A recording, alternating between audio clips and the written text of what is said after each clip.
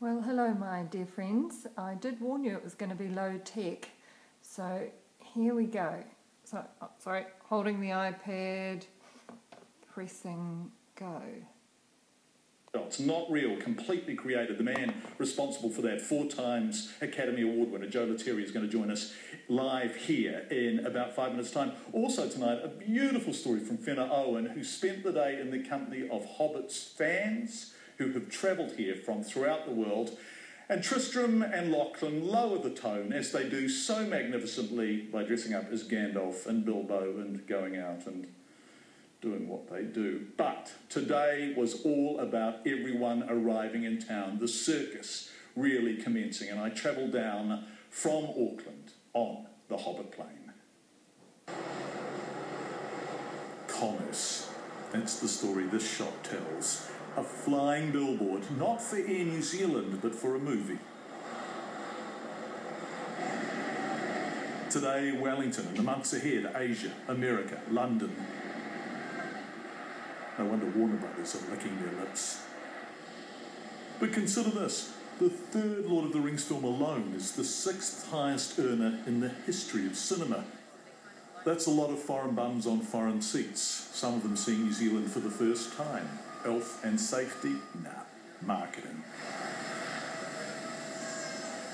A small, remote country grabbing attention while it can. We flew down on the plane from Auckland. Cast members looking strikingly undwarf-like. I'm waiting my turn.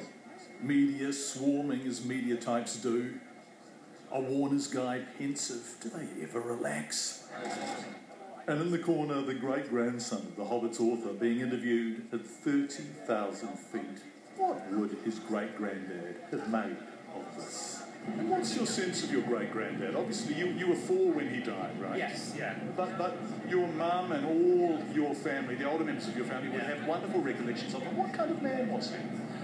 A family man, caring man. From the stories that get told about him by the family, just very loving, good sense of humour. And there's documented traits of his. He liked a good meal, liked to walk in the countryside. Just simple pleasures, things like that. Things that now, as I get older, I start appreciating more. And I try and impart that on I've got a son who's 18 now, and his name's Story. And so I try and impart those things on him, and, hopefully I keep it going that way. It keeps going this way, too. Unforeseeable in 1973 when Tolkien died.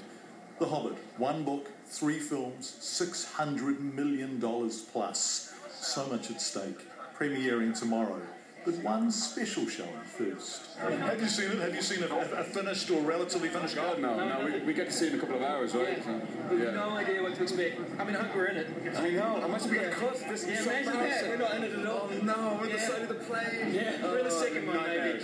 Hopefully the second or the third. No, I haven't seen it at all. I'll see it today at 2:30 for the first time. And is that exciting? Very, yeah. And intriguing as well. I know I've seen little bits because I've done the ADR voice stuff, work with certain scenes that needed voice correction and all that. But the whole thing, no. I mean, I can't wait. Is it something that you feel very proud of now?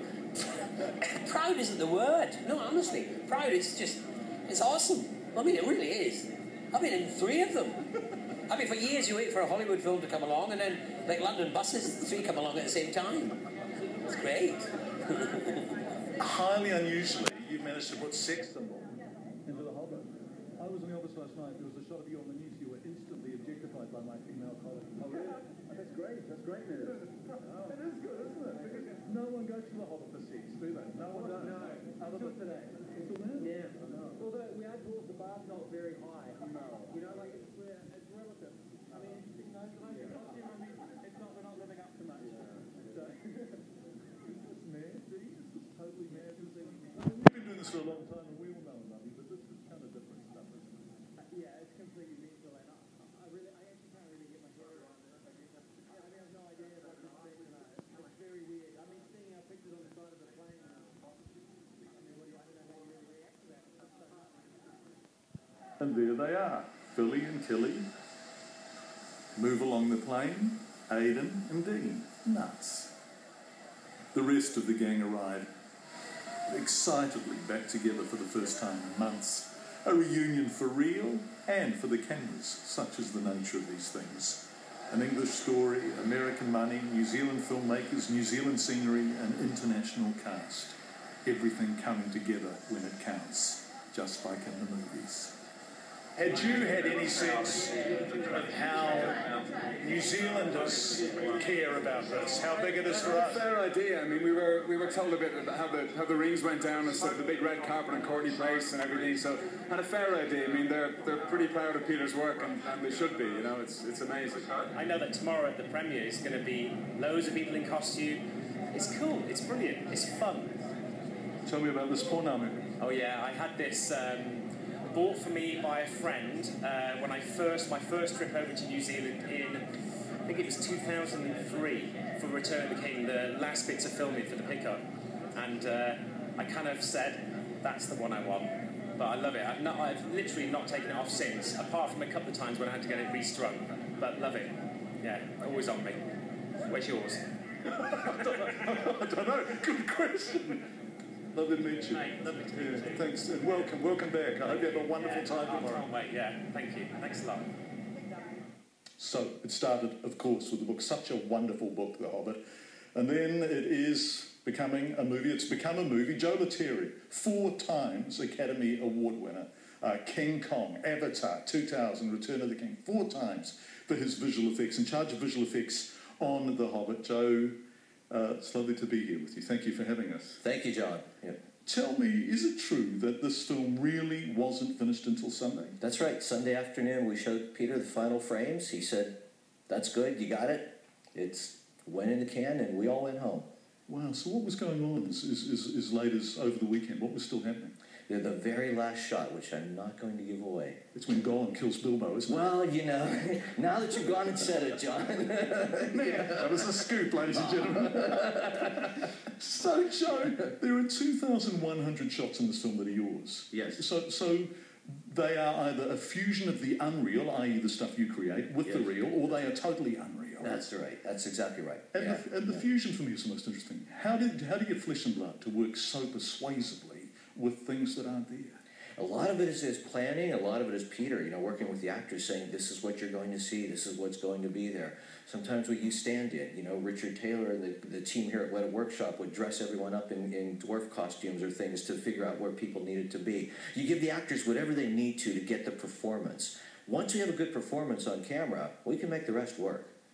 Because if it fails at any level, people suddenly start thinking, I'm paying the babysitter to be sitting here, don't they? I mean, you can't lose them. You can't lose them with your visual effects.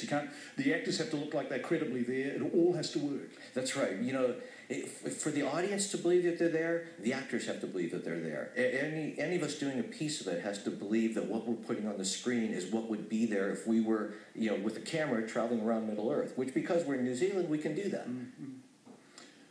I don't think it's an overstatement to say you kind of created Gollum, didn't you? I mean, that's your technology, that's your work. And the idea of making Andy Serkis Gollum, where did that come from? How does that work? That came from Peter. Okay, so the idea was Gollum's an animated character. Well, in those days, you went in a booth, recorded the actor, and then you animated him by hand, keyframe animation. Well, here's Andy, shows up on set.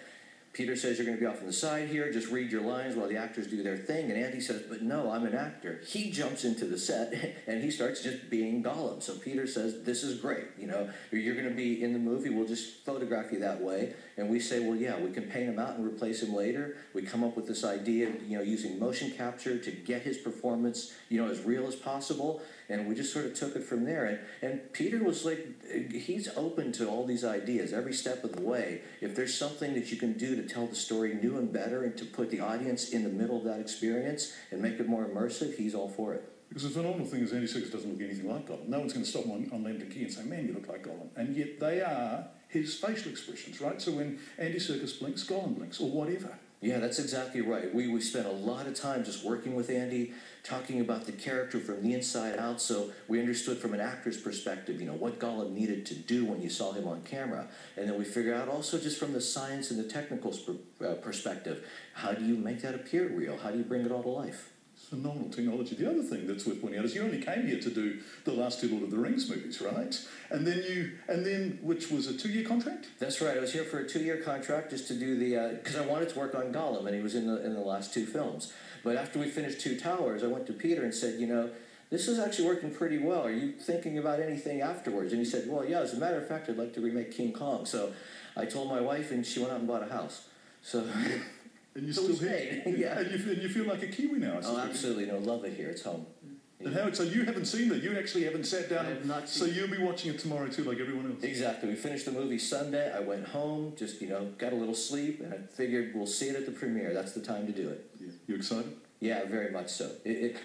From everything I've seen and, you know, knowing the script, and it's been really good.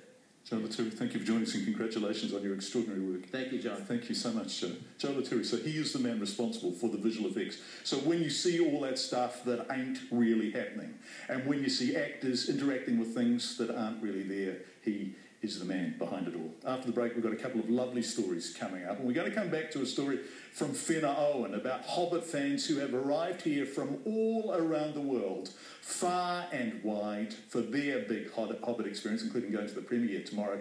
But first stop was Hobbiton. Stay with us.